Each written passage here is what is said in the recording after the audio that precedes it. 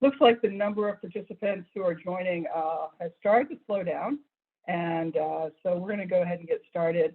Welcome, everyone. And I'm Deanne Gruber. I'm the director of the Bureau of Infectious Diseases for the Office of Public Health.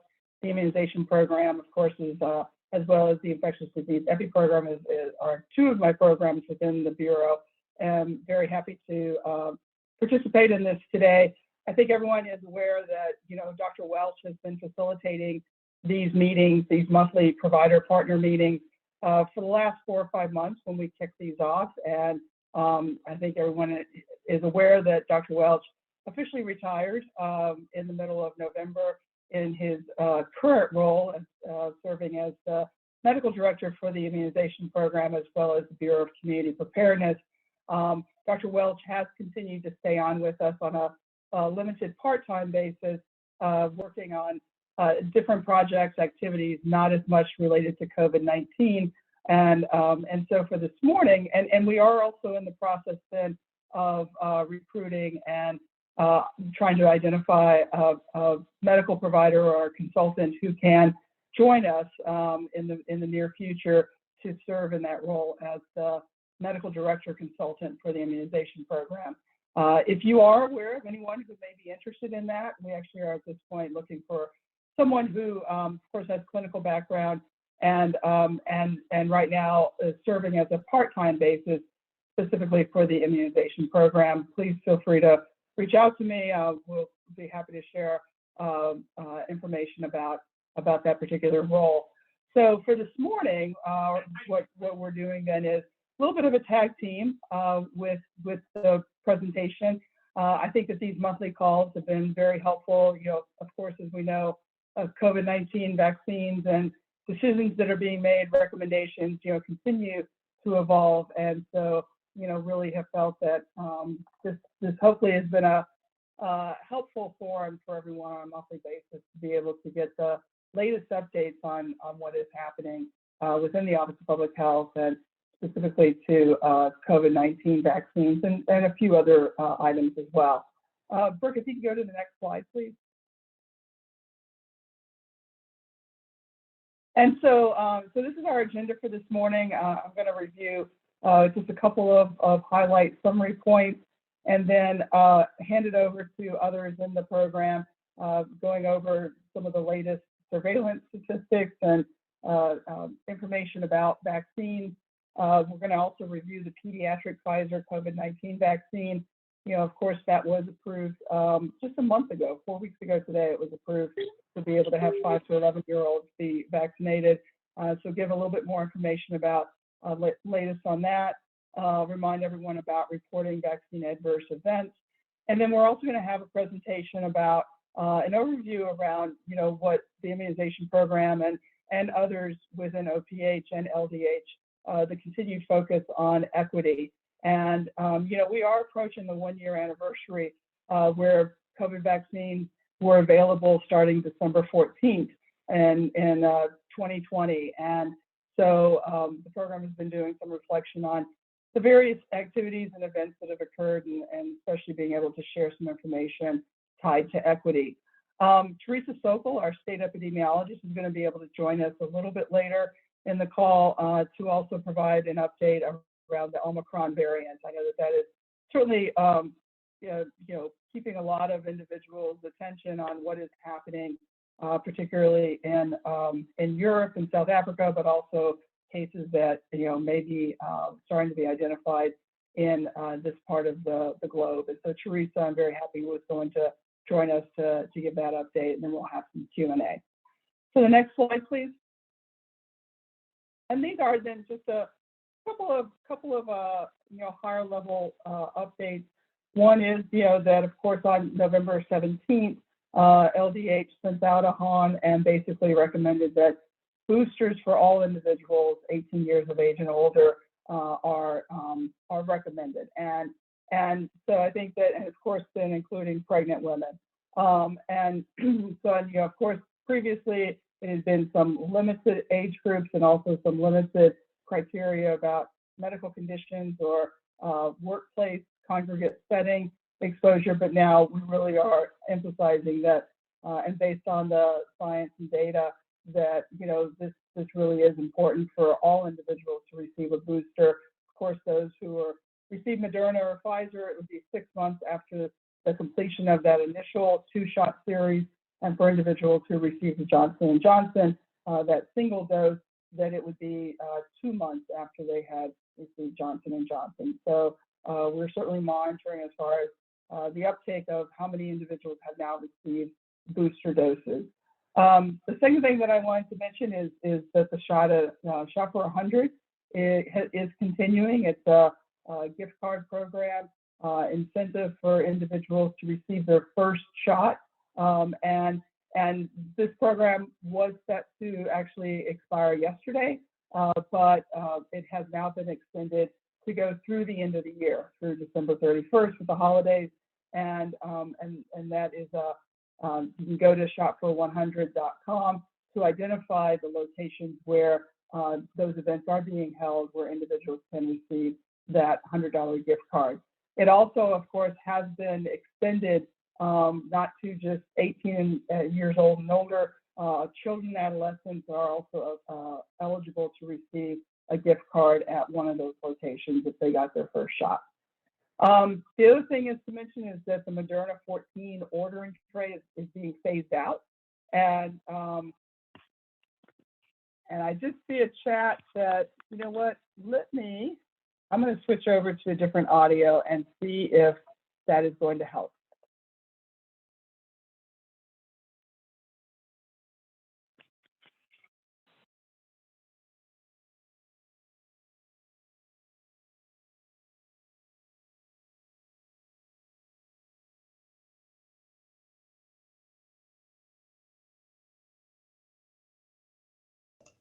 Okay, I just switched over to my computer audio and want to know if this is better. We can hear you. We can hear you well. Yes, a lot better.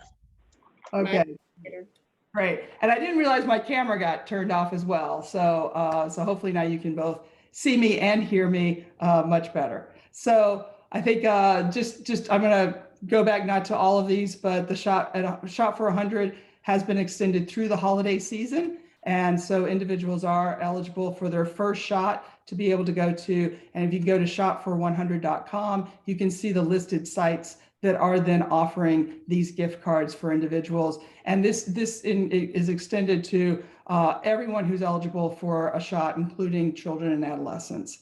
The other thing is then to mention that Moderna, the Moderna 14 tray, that is being phased out. And I want to, I think Adrian will confirm this, but what is going back is the Moderna 10 dose tray or 10 vial tray in that instead of 14. CDC has gone back and forth with these trays. They have certainly told us several times that they hope that they're going to avoid having to do this kind of back and forth in the near future. But just to let you know that the Moderna 14 is being phased out.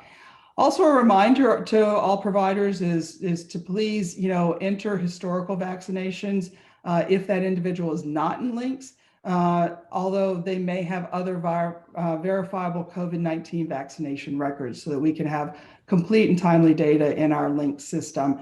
And then again, mentioning that it was just 4 weeks ago today, 5 to 11-year-olds became eligible for the Pfizer vaccine. And also we have been working, LDH has, in order to do an educational outreach to parents of children 5 to 11-year-olds that we then went through and sent out mailings as well as text messages to inform parents and to encourage them to seek out a vaccine for their 5 to 11-year-old. And so those are some of the quick summary points. Brooke, next slide. And so at this point, I'm going to turn this over to Rafe Hewitt, our CDC Public Health Advisor, and he's going to walk through the next section of our presentation. Thank you. Good morning, everybody. Can you hear me? And Brooke, can you hear me? We can hear you, Rafe. Great. We can hear you. All right. Good morning, everybody. This is a disease surveillance slide first, this data, and it's a week or two past, but we do get updates on these as the weeks go by. The first point is that as of November 17th, percent positivity was 1.7% in the state of Louisiana. And the previous week was the same percent. So that stayed steady. And that percentage is going to, that graph you see at the bottom left of the screen. Next, hospitalizations per capita for the state are decreasing over the last 14 days. That's going to be your graph in your bottom right of your screen. And as of November 19, the epi curve for the state showed that 12 days in an upward trajectory in average daily incidence. That's going to be your upper right graph there. And you can see it's a slight shade of red on a slight rebound. But we'll have updated data on this soon, and we'll continue to take a look. Now, next slide. This wanted to mention, we always are tracking our the populations at different age groups of our populations, who has gotten one dose, who has gotten the fully vaccinated. And we just see the gray bar going across is where we were at last meeting on, what was it, November 5th. We had a special Friday meeting then because of the pediatric announcement, but the top bars are as of 11:30. And you see we've gained about 1% over the past month on all of these age groups. And obviously, as you get a larger population denominator, the percentage vaccinated within that group is going to kind of drop as the group gets bigger. But and then at the bottom of the screen, just also the same thing with a series completion. 84% of people over 65 have had a series completion. I'm not going to go all through these, but you see the different age groups. Total population, we're still under 50% of our total population in Louisiana. This includes people down to the first day they were born. Everyone that's alive. Total population is still below 50%. We'll get into where we rank later. Next slide. Next is additional doses. Additional doses could be, these are any doses after, what was it, August 13, we began tracking additional doses. Additional doses were made available, and groups were eligible for additional doses at that time. Additional dose could be someone who's immunocompromised, could be getting additional dose. And then this would also include all the people that have gotten boosters, right? So people over 65, 40% of our population over 65 have gotten a additional dose or booster. Now, a vast majority of that 40% is going to be a booster dose. The percentage of people that are immunocompromised group is small, a lot smaller than those that have gotten a booster. And then we see, we had the announcement, like Dr. Gruber talked about earlier, of everyone 18 and over available and eligible for a booster dose. Now we are at 20%, a little over 20% of our eligible population has gotten a booster, those 18 and over. And then we always talk about some cumulative dose administered numbers. We're at 5.2 million doses administered, 6.6 million delivered, and we keep track of how many of those delivered have been administered, 78.4%. A little bit up from last time. This really goes up and down daily, that percentage there at the bottom. Next slide. Next, we always look at this. You're going to see starting, those dates are hard to see at the bottom of the screen, but when you start to see the dark blue, that's where those immunocompromised folks started getting doses administered and were eligible. And we see now as we go, that week of 11/21 is the last bar. That's not really going to be kept that low. The data uploads and overnight. And if there is a lag with data, that will get higher, that bar, but I bet you $1 that is going to be lower. That's the week of Thanksgiving, right? So it's probably going to be not the best week for vaccine doses administered in Louisiana, but we'll see the week after how it rebounds. But you see the majority of our doses being given now are those additional doses. But what is it? The orange color there, the yellowish orange color, a little bit of a bump up there from the week of November 7th, November 14th from previous weeks. Next slide. This just shows visually where those additional doses came in. And right when you see that dark blue, okay, this whole thing starts, like I said, August 13th. That's when anybody was eligible for the first time for an additional dose, immunocompromised group. We then see that big jump in Pfizer, the dark blue. That was right around 9/24. That's when the state announced, and CDC and the state announced, that Pfizer boosters are available for the special age groups and special groups of people that have increased risk for and were eligible for Pfizer booster. Then you see that orange line. The orange line indicates the Moderna announcement. That was what, back this October 22nd. You see the big bump there. That was only for special groups though, those over 65, those with those same occupational risks and things.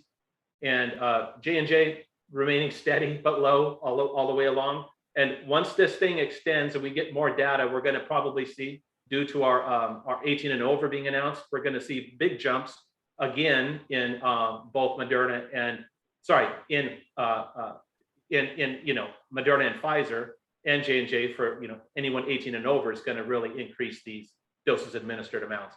So next slide. These pie charts we share monthly, and this just indicates by vaccine type. Pfizer is the most popular vaccine that's been administered in the state of Louisiana. 55% of doses administered are Pfizer. Moderna not far behind. And Pfizer pediatric is starting to get into the game there a little bit. 60, it's below 1% of total doses administered are that vaccine type. And then we look at vaccine channel. Who's giving these vaccines through what channel? There's different channels we've got the state programs, still a majority, 61%. Federal entities, those are like tribes, IHS, Bureau of Prisons, Federal Bureau of Prisons, only 3%, and the rest are retail pharmacy program. Next chart, next slide. And we've been sharing this monthly, and we look, interestingly here, 1% gain over the last month for all parishes.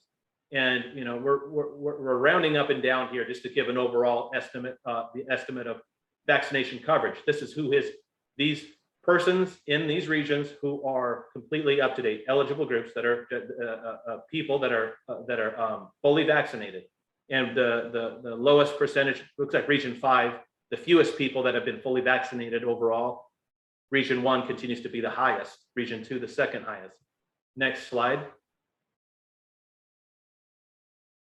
This graph we always look at just it indicates how, as an age group gets higher, the older that one is, the more likely in that age group, the more likely they are to be fully vaccinated in that age group. And we hope that the 5 to 17 now, that's going to start getting a lot more blue, if you know what I mean, because we were seeing slow gains daily on the number of people in that age group getting vaccinated, but we hope that starts to become less not vaccinated there and more vaccinated, fully vaccinated in that age group, 5 to 17. But yeah, as you get older, we see a lot more fully vaccinated folks. Next slide. We always also show this pie chart. This is showing 100% of all the people that have completed the series, just the breakdown of all those that completed series, what was their race. You see there the breakdowns. And one highlight that we were going to definitely share this month was a graph that indicates there on the right side of the screen for since the start back in December of 2020, there has continued to be the Black population in Louisiana has been at the rate of vaccination has been lower than the white population, and that had continued. And it looks like in September, October, definitely in October, that gap was finally closed. And so that I think someone had alluded to this as a happy graph here, or visually to see that gap was made up, and now there's that kind of that equity or that the similar rate of vaccination in both Black and white populations. Next slide. And we always look at the rankings. We continue to hold steady here, 45 of 50 in terms of the percent of our population with at least one dose. Again, this is everyone in the state in that denominator. We list them out, and the US average is 70.1% have at least one dose nationally, the average. So it looks like in Louisiana, we're about 15 percentage points below the US average. just a heads up, we always put Texas and Florida here, and Texas and Florida are not necessarily in the lower quadrant. They're just states of interest. So we kind of just add those. They're more average, it appears, than we are. We're in the lower quadrant. And then looking at on the right side of the screen, a percent of population that has completed series. We continue to, these did not change. We're 44, 50. We were last time as well. We see the states below us. And again, Florida, Texas are listed. And here we're about 10 percentage points below US average. Next slide. And I'm gonna now hand it over to our vaccine manager here at the state of Louisiana, and that is Adrienne Whitney Mercadale. Good morning, everyone. I'm gonna go over a brief synopsis of the pediatric Pfizer vaccine since it went into much detail on last month. So this is just a reminder that on November 3rd, the LDH approved the pediatric COVID-19 vaccine for ages 5 through 11. We are constantly reminding providers to make sure they order the pediatric vaccine. We have plenty available. There is currently no shortage in the state of the pediatric vaccine. Currently, we have delivered, and which has been ordered, 162,490 doses of the vaccine as of November 24th, and as of December 1st, today, 21,796 children, which accounts for about 5.17% of the pediatric population has been vaccinated. Next slide, please. This is a reminder that the pediatric Pfizer vaccine will come with an orange cap and an orange label, and coming with it will also be the pediatric diluent, which has a green top and a green writing on the label. Next slide, please. This is just a reminder, some general information about the pediatric vaccine that is for ages 5 through 11.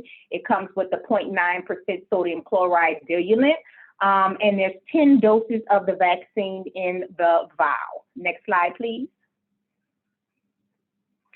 When the vaccine is being delivered currently in the state, it is coming from our statewide distributor, Morrison-Dixon. They will deliver that vaccine to you refrigerated. So it can be stored in your refrigerator from up to 10 weeks, anywhere between 36 to 46 degrees Fahrenheit or 2 to 8 Celsius. And do not refreeze this vaccine once you receive it, meaning do not put it in an ultra cold or a regular freezer. Next slide, please. So this is a chart explaining the 10-week expiration or beyond use date of the vaccine, of the pediatric vaccine. So say, for instance, a provider vaccine was shipped on November 1st and you received your vaccine on November 2nd, you are to count 10 weeks later. That is what the actual expiration date is of the vaccine. Next slide. So we've been having a lot of questions about receiving the pediatric vaccine. On the vial of the pediatric vaccine, it will have a date of 8/20/21. This is the date that the vaccine was manufactured. It's not the expiration date of the vaccine. So you have to count 6 months from the date that it was manufactured, which is the actual expiration date of the vaccine. So currently in the state of Louisiana, if your vaccine was stored in ultra cold the entire time, your actual expiration date of the vaccine is January 31st, 2022. Next slide, please. So this is just a reminder, you order your vaccine through links just like you do your other COVID-19 vaccine. The minimum that we want you to order is 20 doses. So if you place an order for 10 doses, we're going to up that to 20 doses. Reason being, we want you to order your first and second doses at the same time. Remember when everything first started, we automatically sent you booster doses. 3 weeks later, we are no longer doing that. So we want you to utilize first and second doses when you're placing those orders at the same time. Next slide, please. So we had a few common questions, and we do have some answers that providers have asked us. For instance, if a child turns 12 in between the first and second dose, do they receive the pediatric or the adult dose? So if the child turns 12 between the first and second dose, that second dose is actually to be the adult dose. The other question we've been getting for the field is there's been diluent that has been left in the vial. And is it okay to use that diluent to mix with other pediatric vaccines? The answer is no. Once you are done with that pediatric vial, and even if you have diluent that's left over in that vial, please discard of the diluent. Next slide, please.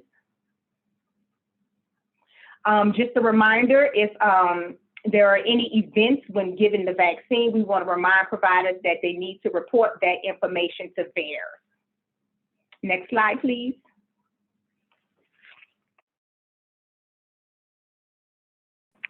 And I think this is Jack.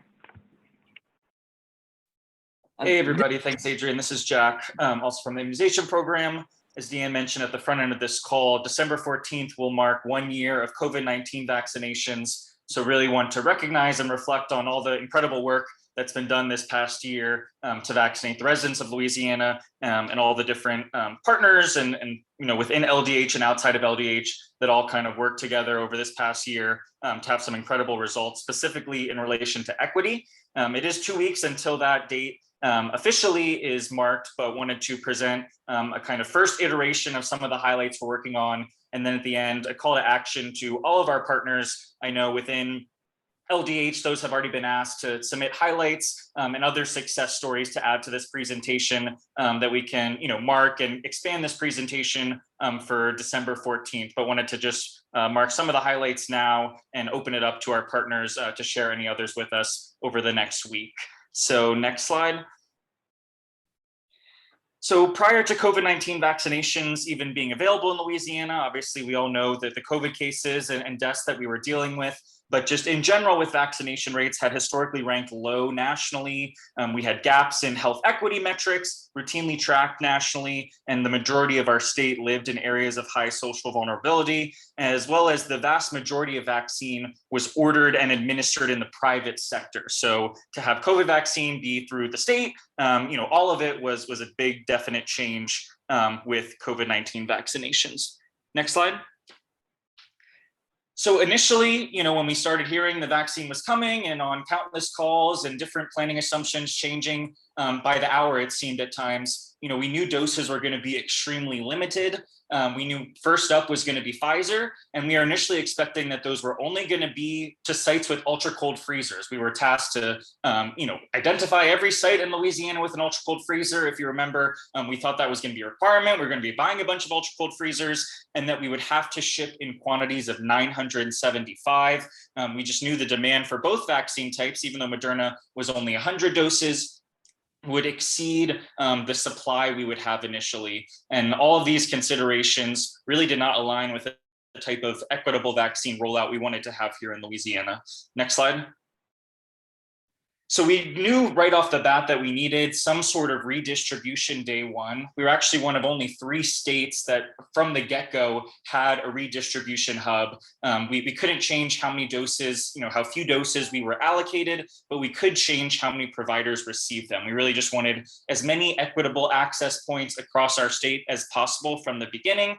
So we partnered with Morris-Dixon, have been utilizing them. And I know many of you on this call have received vaccine from them over the past year. And noteworthy, out of almost 30,000 unique vaccine deliveries, just about over a third of them were through Morris-Dixon. So that means a third of all the deliveries in the state were to providers who otherwise potentially wouldn't have been able to receive or would have wasted more doses if they would have had to receive the full larger shipment sizes that were directly shipped from the federal government.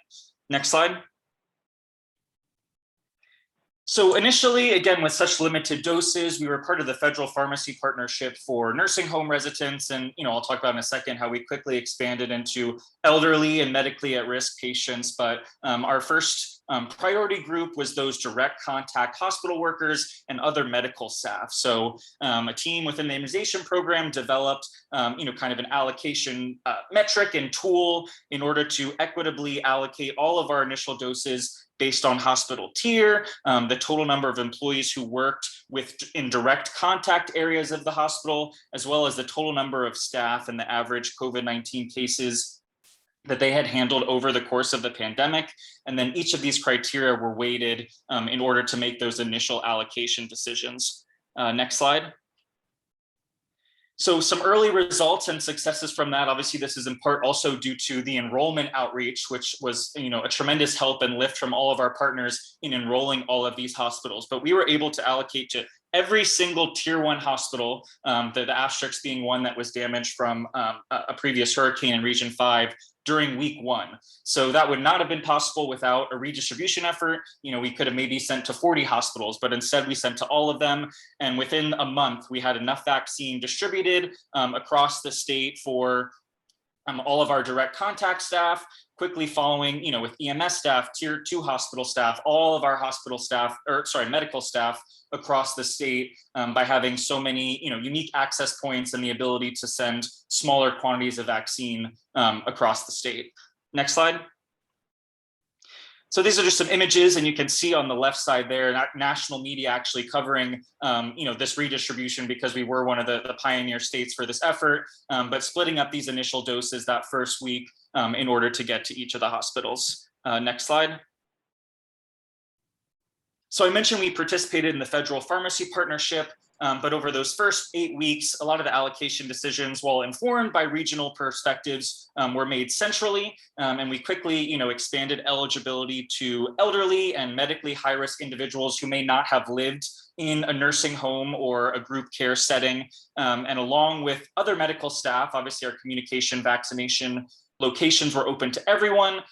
We made access available at community vaccination locations and traditional providers across the state. So we divided those doses, which gradually increased each week, but still remain limited, especially those first 2 months, to pharmacies, urgent cares, FQHCs, rural health clinics across the state. And we were able to establish access points and proportional vaccine availability relative to population, as well as SVI and health equity metrics we were trying to consider in our decisions to all 64 parishes. Access points, I think every Louisiana citizen was within a few miles of a vaccination center pretty quickly as a part of this process. And again, significant kudos to all of the parent organizations on this call, whether it's the FQHCs or the independent pharmacies or the hospital association, who really assisted in making sure there were facilities enrolled, and that goes to the LDH and OPH staff as well, that there were enough facilities enrolled as a COVID provider,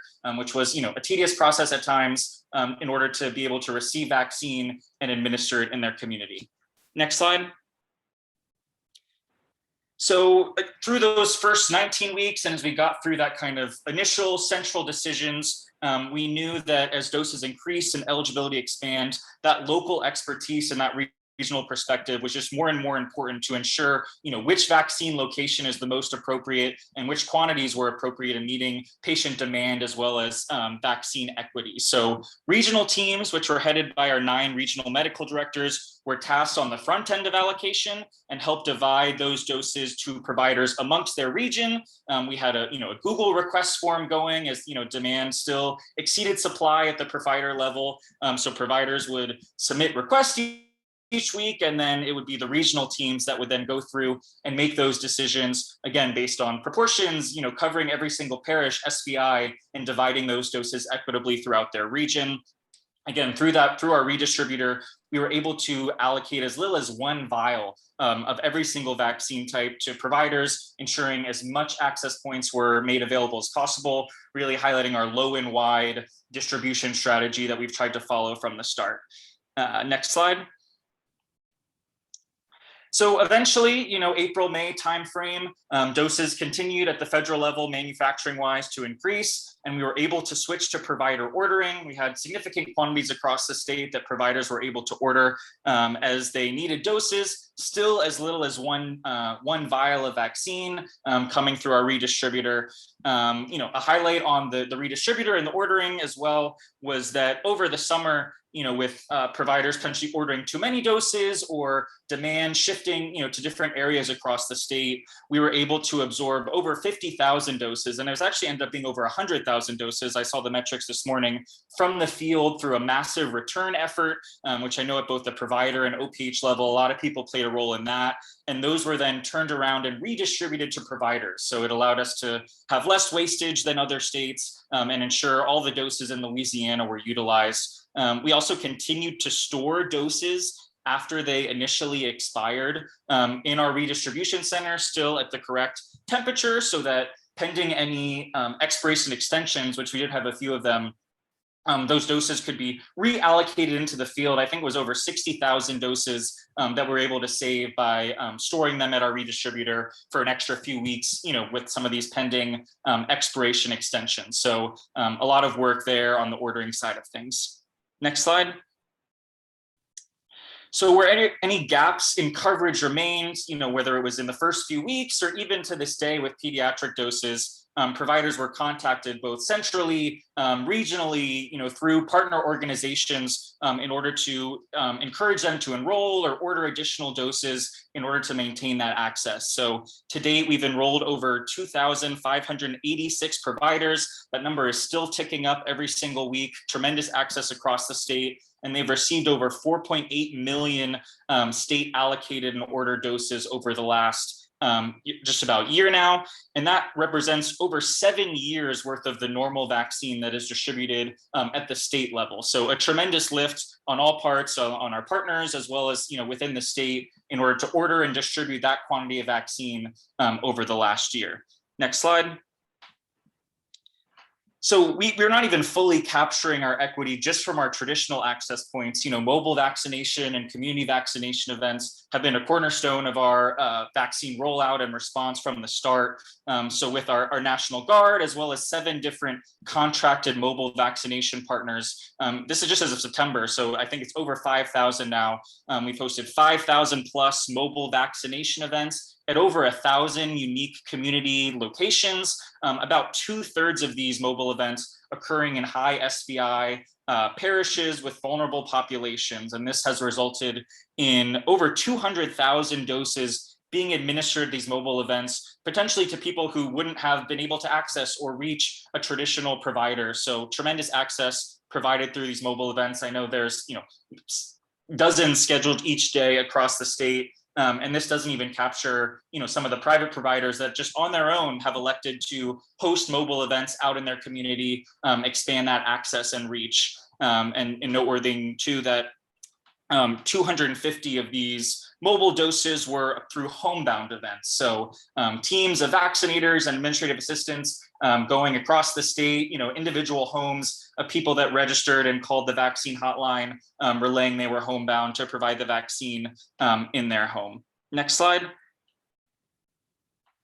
So this slide could probably be 10 slides, and hopefully by December 14th it will be, but the Bring Back Louisiana campaign and all of our partners across LDH were pivotal to the patient demand side of the coin. We can only provide, it's only half the battle to provide the access out in the community, and the other half is getting individuals there and shots in arms and patients to the site. So the Bring Back Louisiana team and Bernie and all of our communication vendors did tremendous work in driving people to these sites. Again, I mentioned the BBL campaign, from PSAs and targeted social media and traditional media and billboards all across the state, down to the very local targeted door knocking, whether that was, recruiting people for events or even having vaccine as the nurse is knocking on the door. So tremendous local access, targeted phone calls and text messages to individuals that lived near a community vaccination site, letting them know that it was there. A lot of peer-to-peer messaging, as well as those vaccine incentives, from the lottery to the current shot at 100. A lot of efforts across the board to not only make vaccine accessible, but used where it is accessible and driving people to those sites. Next slide. So outcomes. So what was the result of all this? And I'm sure, and I hope to hear some additional successes that partners have heard, had out in the field. But one of the most important things, and one of our favorite metrics to highlight, is our equity. So the CDC, through their Tiberius National Tracking System, which tracks every single state, released an equity metric several months ago, and we initially scored 908 out of 1,000, but we're up to 931. And this metric is a really good one, and it essentially evaluates both where vaccine is accessed, so providers relative to high SVI parishes, as well as the patient that received the vaccine. So that accounts for, even if the vaccine was accessible in a high SVI location, did that population actually access and receive the vaccine? And we're scoring tremendously high on that, again, up to 931, compared to the southern region is only scoring 65 out of 1,000, and almost twice the national average of 598. And again, this is just for traditional access points. So knowing those 5,000 mobile events, the majority were at high SVI locations, this number is even higher, and our equity has been tremendous, thanks to everyone's efforts. Next slide. So some other highlights, from December to February, Louisiana was actually ranked #1 out of all 50 states for series completion in the recommended interval, and we had the lowest rate nationally of people missing their second dose. So there hasn't been a report like this since, but through that initial few months, to be #1 in the nation for such a pivotal metric in terms of people receiving their second dose is extremely important, and we like to highlight that. As well as I mentioned, by using Morrison-Dixon along with the vaccine return effort that I mentioned and storing doses past initial expiration, Louisiana is well below, I think a few percentage points actually, the national average for vaccine wastage. So tremendous work, again, out in the field, making sure, when vials are punctured, when vaccine is ordered, that those doses go into arms. Next slide. And this is just the same graph, I believe it was shown earlier. Again, another high equity metric in the, catching up the African-American vaccination rate relative to the Caucasian population. Next slide. So looking ahead, we're continuing to drive administration rates, continue to host, dozens of community events, targeted outreach, reminder recall messages out to those communities and individuals that still remain unvaccinated, still making sure we're keeping our equity lens. A lot of efforts underway right now on the youth vaccination, with them 5 to 11-year-olds being eligible since November and 12 to 17 since back over the summer. So there's youth ambassador groups that the application should actually go live this week, for youth groups to be formed in every single LDH region, generating and reviewing their own self-generated vaccine promotional materials and incentive ideas. A similar group with parent ambassadors, continuing targeting media outreach to both providers to keep that access, as well as the public to go to those access points and be vaccinated. So a lot of efforts, still underway to continue to drive our rates upwards. Next slide. So again, this is a first draft, one could say, of this highlight. December 14th, we really want to have a good summary of some of the highlights and successes that we've had over the past year. So whether you're at the partner level or someone in LDH who has not already been tasked with some of these highlights, please send them our way. Photos, maybe you've never vaccinated before and now are hosting mobile events, or any success stories, things that you think should be included. An iteration of this presentation will likely be presented nationally, as well as on other state leadership calls. So we really want to hear from the field, highlight all the successes and hard work everyone has put in over the past year. Next slide. So that's it. Just a huge thank you. Again, some people might hear this, or I'm sure there'll be some thank yous going out on December 14th, but could not have been anywhere near we are without every single person on this call and all the work that went in over this past year, from access to administration, communication, at every level of the response. We could not have done it without all of our partners. So thanks so much.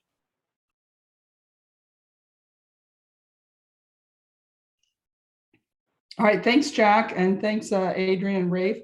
And at this point, Teresa Sokol, our state epidemiologist, is going to give information. I believe she has some slides to share. So Brooke, perhaps if you could stop sharing, and Teresa will bring hers up. Thank you. Hey, everybody, can you hear me? Yes, we can. Well. Not very well? Yeah, not too low. Is that any better? Yes, Okay. All right, do you see my slides? I can see your slides, yes. Okay, thanks.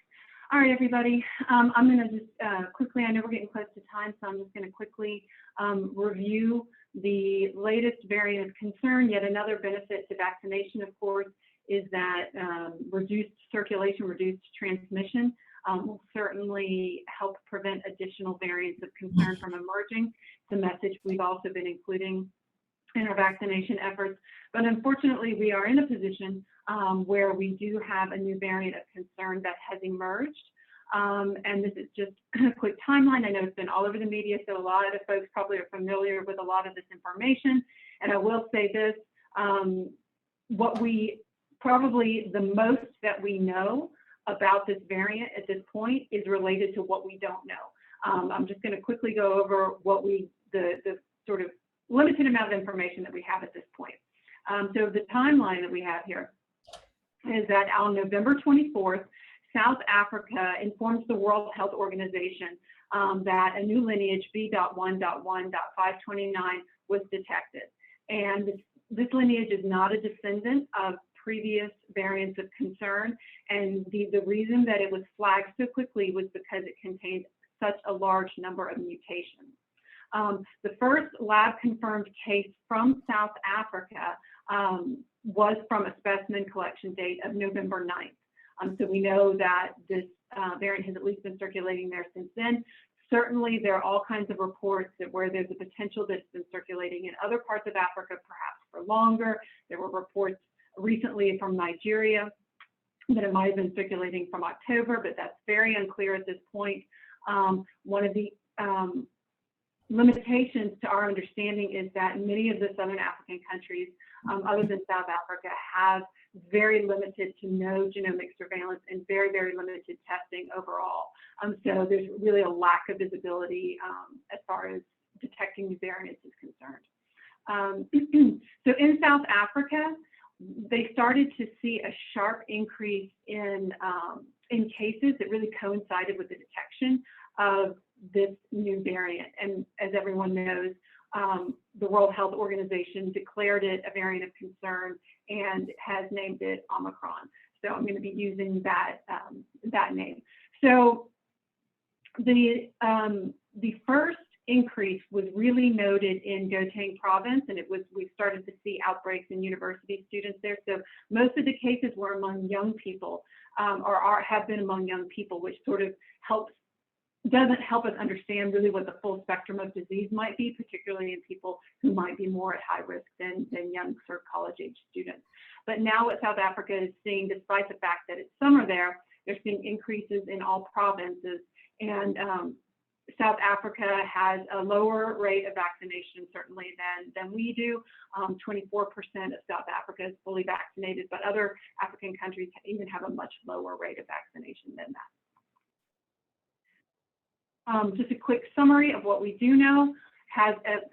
Omicron has at least 50 mutations overall, and the real concern is that between 26 and 32 of these are spike mutations. And these mutations in this area really carry a risk for increased transmissibility and immune escape, either related to vaccine-induced immunity or immunity from natural infection. Of course, lots of lab tests are underway right now, but really information is going to take weeks for us to really know more about what the public health impacts are from related to Omicron.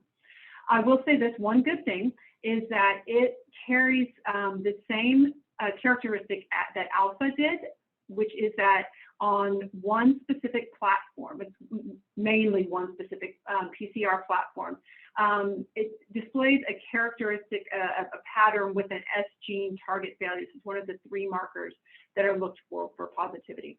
And this S gene target failure can be used as an indicator of Omicron infection prior to completion of whole genome sequencing, which can take much longer period of time. So it could potentially allow us to detect cases much sooner than if we would have to wait for whole genome sequencing. What do we know about Omicron infection and clinical illness?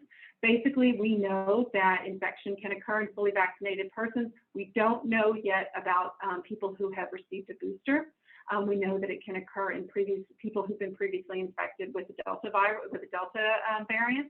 We don't have information yet about the spectrum of signs and symptoms and severity. There have been anecdotal reports that the symptoms might be more mild. But again, as I said, we just don't have that information yet that's been collected on a systematic level. We do know that the South African Public Health Authority hasn't reported an increase in the proportion of their hospitalizations or deaths. But again, a lot is still remains to be seen. A lot more data needs to be collected. More than 20 countries now have reported either confirmed or probable cases. You can find different counts wherever you look. This is one news source that has a map and a case count by country. And they have counted 358 confirmed cases and more than 1,200 probable cases of Omicron variant across the world. The closest infections that have been detected to us are in Canada. I think everyone pretty much feels that this variant is already in the United States. It's just a matter of time before we actually detect it. Chances are it's in Louisiana as well. So many countries have instituted travel restrictions, including the United States. I think everyone's probably aware that the Biden administration prohibited travelers from 8 Southern African countries, with the exception of American citizens or lawful permanent residents, beginning Monday. It sounds like there are going to be stricter measures. These would be recommendations for all international travelers, potentially related to testing requirements and maybe even to quarantine. These may be forthcoming. I expect some sort of update by the end of the week for that from CDC. In response, LVH, we put out a press release, and really that's to encourage vaccination. What we saw with Delta was that when we really started to search, we saw people really seeking out the vaccine. And what we want to happen is for people to get vaccinated now to prepare and to prevent a 5th surge in Louisiana. So we put out a press release, and there's probably going to be a press conference, I think either tomorrow or Friday, where certainly the governor and our state health officer will highlight the need for vaccination as well. We put out a health alert for providers, and really the guidance there was to test travelers from Southern Africa with PCR. And we really want to test these individuals with a PCR, on a PCR platform that can detect the S gene dropout. And so if, added an extra 5 in the number there.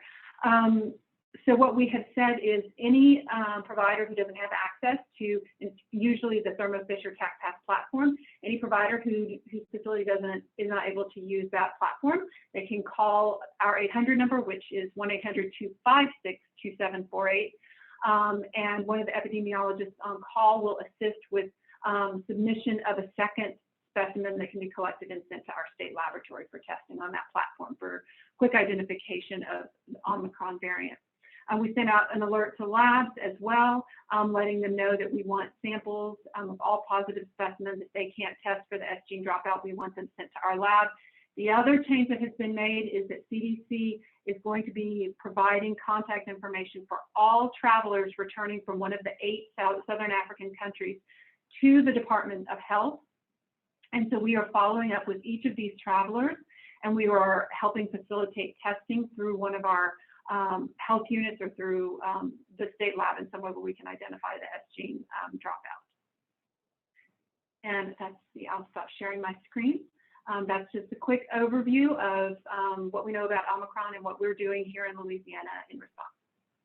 Yeah, Teresa, can I ask a question for the testing once we, part of the operational side is if you test it and they somehow land here, to what level are we expected to quarantine these individuals? Are they just told to stay in their hotel?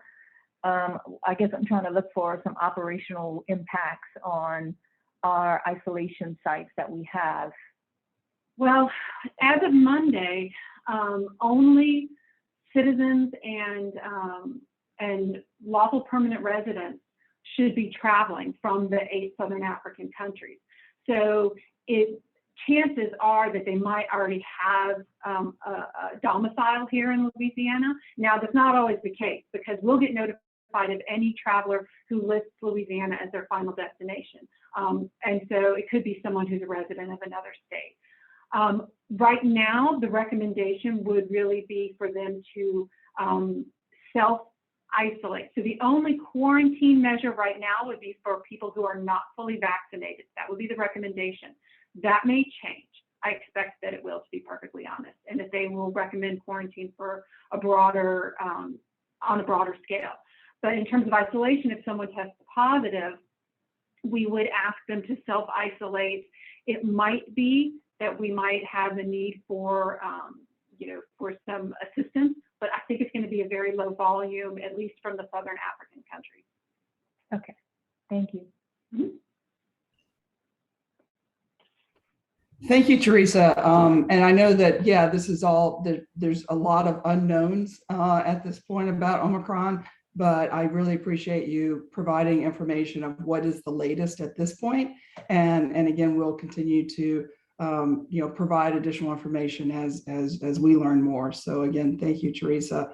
At this point, that is pretty much what we have on the agenda, and we are like 3 minutes away from the hour. I know that we had an awful lot of information to share this morning, highlighting a number of different things. And at this point, I see in the chat, I don't see any questions, as far as for Q&A. One thing is to let everyone know that, yes, these slides will be sent out, as well as Burke has already put a link in the chat for where this recording will be added. And so I'm going to open it up for the last 2 minutes. If anyone has anything else that they have questions about, or either put it in the chat or raise your hand, and we will otherwise then close out. Dr. Holcomb. Oh, I just wanted to mention we had our award ceremony for our Lang up here, and that was a wonderful event. I would strongly encourage my colleagues to attend because it's being held in I think in two in the surrounding regions shortly. But it was very nice. It was very well organized, and it was certainly appropriate recognition for folks who have done a terrific job for assisting us in testing and vaccine. Thank you, Dr. Holcomb. And it is true. I mean, without Lang, we certainly we would not have accomplished everything that we have over the past year with getting shots in arms. So thank you for that. Anyone else?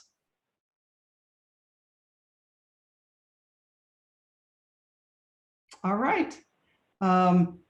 Seeing nothing else, again, thank you so much. Really appreciate everyone's time to jump on this call to be able to provide updates, and we will again continue to send out different alerts or announcements as needed. And if we don't talk again, I'm sure we probably will in some capacity, but I hope that everyone has a safe and happy holiday season that is coming up. So thank you again, and we will sign off at this point. Bye, everyone.